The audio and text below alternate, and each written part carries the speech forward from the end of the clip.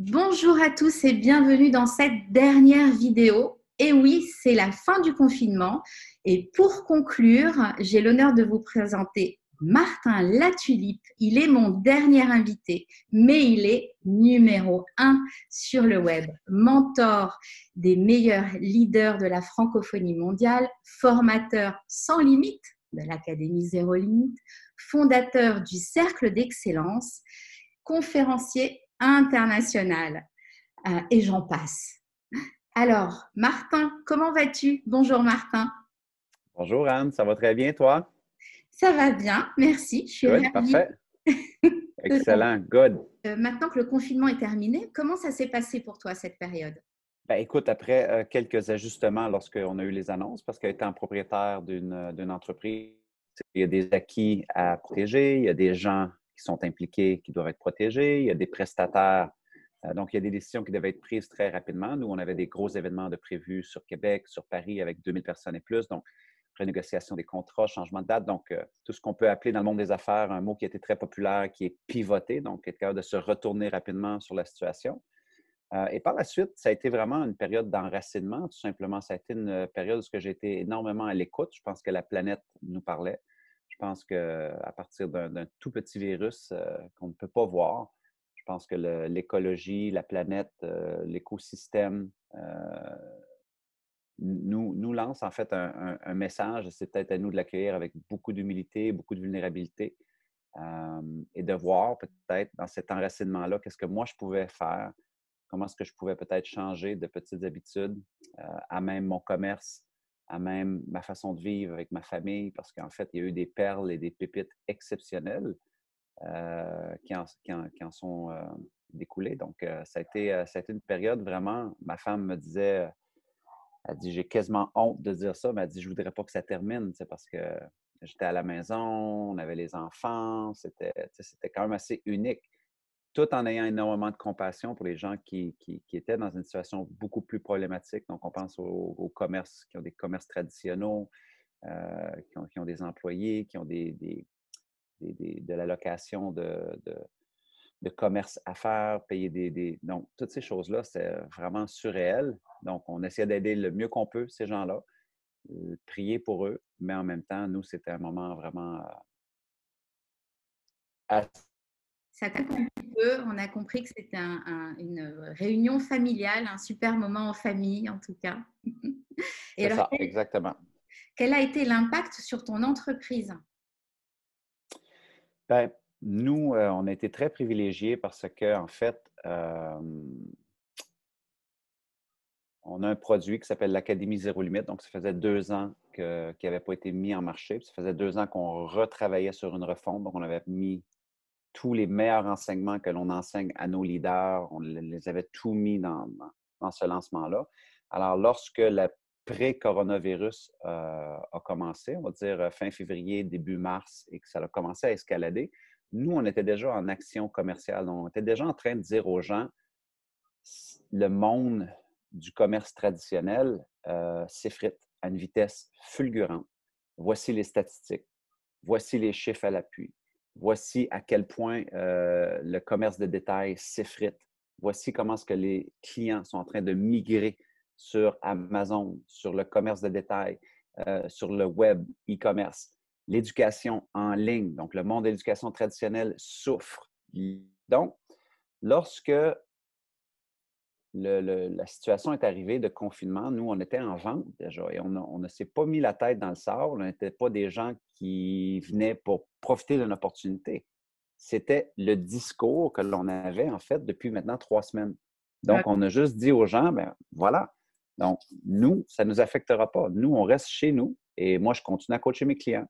Je continue à faire du business, je continue à faire des réunions Zoom, je continue à être un mentor pour plusieurs personnes à travers la planète. Je continue à aider les grandes sociétés qui ont des enjeux et qui veulent faire des trucs avec leurs employés au niveau du leadership. Tout ça dans le confort de mon foyer.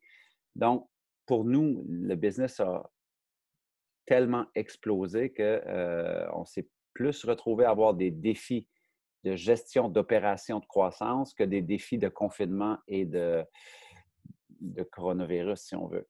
Ouais. Donc, c'était des beaux défis à gérer, mais on était prêts parce que nous, on appréhendait que de toute façon, notre souhait, en toute humilité, c'était vraiment de faire un méga lancement, un très, très beau lancement. On s'y était préparé pendant 2 ans. Ouais, Donc, pour nous, c'était un peu une évidence, mais on ne s'attendait pas d'avoir l'aide du confinement c'est ça. qui viendrait valider notre modèle d'affaires, puisque maintenant, tous les commerces traditionnels étaient fermés pratiquement à l'échelle mondiale. Donc, écoute, justement, ça m'amène à la prochaine question, c'est qu'on sent, enfin moi je sens qu'en France, les nombreuses entreprises, comme tu dis, les commerces traditionnels, ils ont finalement découvert, certains ont découvert vraiment les avantages d'Internet pendant le confinement et certains souhaitent du coup se réinventer, se développer, s'y développer. Et donc, quels seraient les premiers conseils que tu pourrais leur donner? Ça serait probablement même pas un conseil au niveau du web, parce que pour moi, c'est une évidence. Ça serait plutôt un conseil au niveau de leur mindset. Ouais, Pourquoi est-ce qu'il a fallu attendre une crise planétaire pour maintenant dire: «Ah, je devrais prendre le virage web», alors que le web existe depuis 2015-2006 dans la forme que l'on connaît et qui évolue constamment à chaque année. Médias sociaux, être capable de faire du commerce, acquisition de clients à très bas prix, positionnement, avoir une vitrine web où est-ce qu'on peut attirer différentes formes de clients. Donc, lorsqu'on regarde les études au niveau du changement, on regarde que, bon, si on regarde, les gens sont peut-être familiers avec la courbe de Bell, là. Il y a toujours des early adapters, qu'on appelle, 2% de la population qu'on va dire qui sont ils vont adopter rapidement une nouvelle tendance, une nouvelle mode. Eux, ils aiment d'être au devant de la vague, ils aiment d'essayer des choses. Et par la suite, lorsqu'on a une preuve que ça fonctionne, ben, on a une autre poche de gens qui vont qui vont dire: «OK, parfait, c'est excellent, j'embarque et je le prends». Mais on a une très, très grosse partie de la population, plus de 60 qui, eux, sont sceptiques, critiques, analytiques. Ils analysent tellement qu'ils en paralysent. Ils sont nostalgiques avec leur ancien modèle d'affaires. Ils vont se dire: «Le web, c'est pour les gamins. Le web, ça ne fonctionnerait jamais pour moi. Oui, mais nous, c'est pas comme ça qu'on le fait». Et ça, c'est pas un problème de web, c'est un problème de mindset. un problème de mindset. Ouais. Donc, moi, je dis, la meilleure façon de prévenir une prochaine crise, c'est de peut-être faire une analyse, de dire, je peux critiquer le coronavirus autant que je veux. Je peux critiquer le gouvernement autant que je veux. Je peux critiquer l'économie autant que je veux. Mais qu'est-ce qui m'empêchait de 2006 à 2020 de m'éduquer, d'y investir des énergies, de comprendre plutôt que de critiquer? C'est pas parce qu'on ne comprend pas quelque chose que ce n'est pas bon. On appelle ça de l'ignorance. OK? Donc, d'être capable de dire qu'est-ce qui m'a bloqué, qui fait que je me suis retrouvé. Donc, il y a une partie de responsabilisation là-dedans aussi, qui fait que je me suis retrouvé dans cette situation-là. Selon moi, c'est un des premiers pas les plus importants que les entrepreneurs ou les entreprises ou les commerces qui nous écoutent peuvent faire. Ouais. Parce que personne ne sait s'il va y avoir une deuxième vague. La question, c'est êtes-vous prêt pour une deuxième vague? La question, c'est êtes-vous prêt ou immunisé pour une autre forme de crise quelconque économique, sanitaire?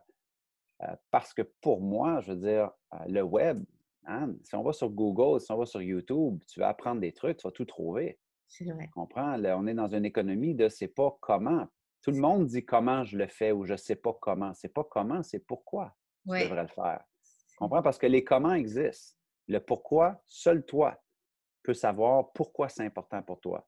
Peut-être pour ne plus jamais mettre à risque tes finances comme ça, pour ne plus jamais mettre à risque ton rêve. Comment faire sur le web? Le plus qu'on va être immunisé, selon moi, à avoir une meilleure diversification de nos revenus, qu'on soit un restaurant, qu'on soit quelqu'un qui vend des produits physiques. Moi, tous mes clients qui sont dans le cercle d'excellence, qui vendent des produits physiques, ont tout déchiré littéralement pendant qu'ils étaient en confinement. Ils ont vendu des chiffres vraiment au-delà de leur espérance et de leur attente. Pourquoi? Parce que les gens étaient devant leur écran. C'est ça. Et les gens ne vont pas cesser d'être devant leur écran. Ils vont juste encore plus être devant leur écran. Ça fait des années qu'on le dit, mais les gens, lorsqu'on ne comprend pas, est-ce qu'on a peur, on est nostalgique par rapport à notre ancien modèle d'affaires des années 80, 70 ou 60, et qu'on ne réalise pas que le client a évolué, le client consomme différemment, le client recherche son information différemment, tant aussi longtemps qu'on résiste cela, c'est un problème de mindset, c'est pas un problème de web. Oui, c'est un problème de mindset et c'est aussi les blocages face à la technologie. Et moi, j'aime bien comparer avec les premières voitures. Quand les premières voitures sont arrivées, ben, il y en a beaucoup qui critiquaient ça, hein. Et puis, en fait, il fallait juste apprendre à conduire. Et voilà, et c'est pas une étape, c'est une étape qui est réalisable. Il faut un peu dépasser ses peurs. Effectivement, on se cache derrière la critique dans ces cas-là. Mais en fait, la technologie, elle est quand même à portée de tous. Et puis, il y a tout ce qu'il faut, comme tu disais, sur Internet pour… Exactement. Et nous, c'est un grand cheval de bataille que l'on mène avec notre tribu, notre communauté, c'est que on est tout à fait conscient que dans la forme, le web, ça peut être extrêmement saoulant.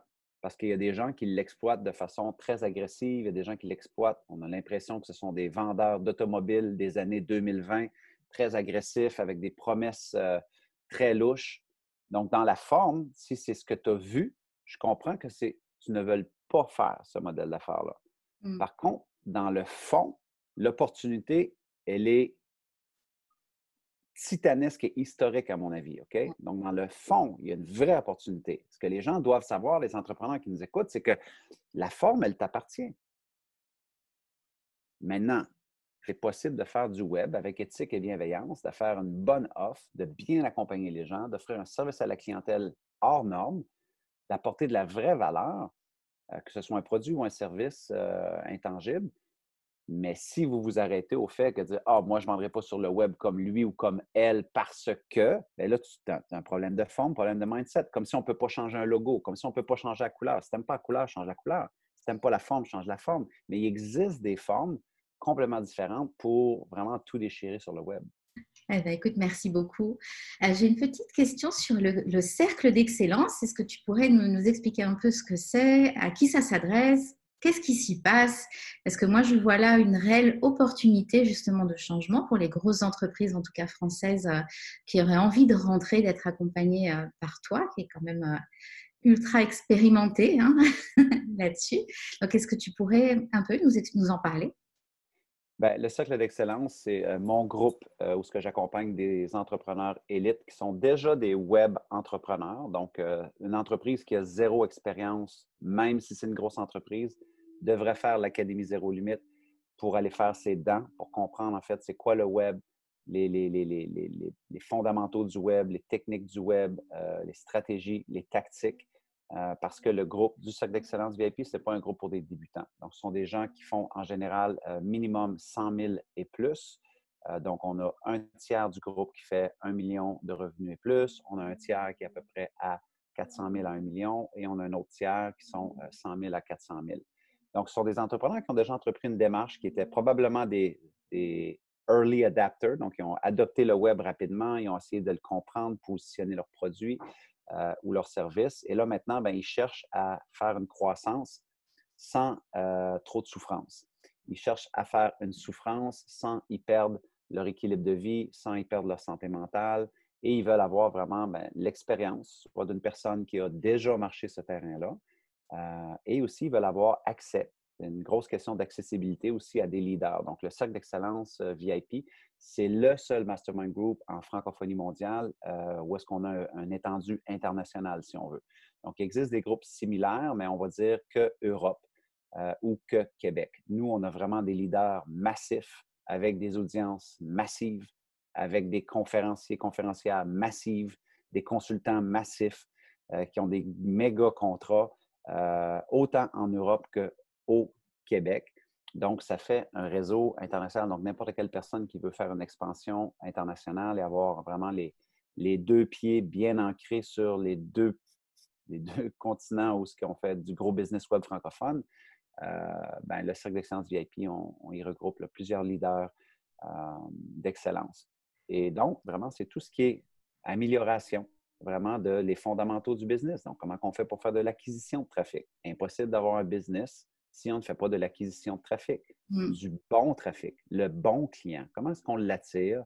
Comment est-ce qu'on lui démontre qu'on peut être convertir? Je suis capable d'être très à l'aise et de vendre l'idée que je peux les aider avec mon service, avec mon produit, avec l'expérience que j'offre au sein de mon entreprise. Il y a tellement de gens qui sont dans la peur par rapport à l'idée de convertir, par rapport à l'idée de vendre. Donc, on revient beaucoup d'enseignements au niveau du mindset. Par la suite, tout ce qui est la livraison, parce que le web a eu une très mauvaise réputation. Là, il y a certaines personnes qui commencent à s'améliorer, mais pendant des années, les gens vendaient des formations, mais le service était pitoyable. Il n'y avait aucune réponse au courriel, il n'y avait pas de suivi. Parce que le but était seulement de vendre, malheureusement, de Oui. par certains collègues. Donc, tout ce qui est livraison de service à la clientèle, avoir une vraie équipe, faire un vrai wow, pas prendre les gens pour des imbéciles. Donc, on accompagne les gens à monter leur structure, à réfléchir un peu comment est-ce qu'ils peuvent faire cela, comment ils peuvent déléguer, comment ils peuvent être des meilleurs leaders. Et par la suite, tout ce qui est croissance de l'être humain. Donc, moi, je crois vraiment que meilleur humain, meilleur demain. Donc, mes leaders, je leur exige vraiment d'élever leur niveau de leadership. Je ne crois pas que le monde a besoin de davantage de coachs. Je ne crois pas que le monde a davantage de besoin de conférenciers. Je ne crois pas que le monde a besoin davantage de formateurs ou de web entrepreneurs. Ce que le monde a davantage besoin, c'est des leaders. Donc, si tu veux porter ce chapeau-là, soit c'est une carrière fantastique, c'est des métiers absolument révolutionnaires. Par contre, d'abord, réfléchis à comment est-ce que tu peux élever ton leadership parce que ça va venir avec cette responsabilité-là aussi. Donc, voilà, donc le cercle d'excellence, c'est vraiment un bébé depuis 2012 là, que j'améliore, que je millimètre, qui évolue. Et on est en fait une grosse famille avec un taux de rétention de 62 %. Donc, je pense que les leaders qui joignent sont très loyaux et je pense qu'ils apprécient beaucoup l'aventure. Oui, pour en connaître certains, je sais qu'ils apprécient beaucoup l'aventure. Alors, j'ai une dernière question pour parler un petit peu sur ta philosophie de la vie, en fait. Quel message tu aurais envie de transmettre après ce confinement? Ben, ce serait vraiment le message avec lequel je termine tous mes courriels depuis 2009, plusieurs de mes vidéos. Parce que je dis toujours aux gens, en fait, soyez reconnaissants, reconnaissantes, célébrez la magie d'aujourd'hui et merci d'avoir le courage de vouloir bâtir un monde meilleur. Parce que, en fait, chaque jour, regardez le confinement, ce qui s'est passé. La vie est tellement fragile. Si à tous les jours, on ne peut pas, d'abord, comme leader de notre propre vie, prendre un recul et se dire, wow, regarde tout ce dont j'ai accès présentement. Donc, soyez reconnaissant, reconnaissante. C'est un choix de vie, c'est une posture, c'est une responsabilité, selon moi, qui automatiquement change la lentille à travers laquelle on regarde la vie, à travers laquelle on regarde ce qui vient de se produire. Donc, soyez reconnaissant, reconnaissante. Célébrez la magie d'aujourd'hui. Selon moi, c'est un autre niveau. On peut être reconnaissant, mais ça ne veut pas dire qu'on se célèbre. Ça ne veut pas dire qu'on est vraiment dans cette pleine gratitude-là et qu'on se dépose de dire, est-ce que je peux célébrer toutes les petites choses le plus souvent possible que je prends pour acquis au quotidien? Ce matin, je prenais une douche comme, wow, de l'eau chaude.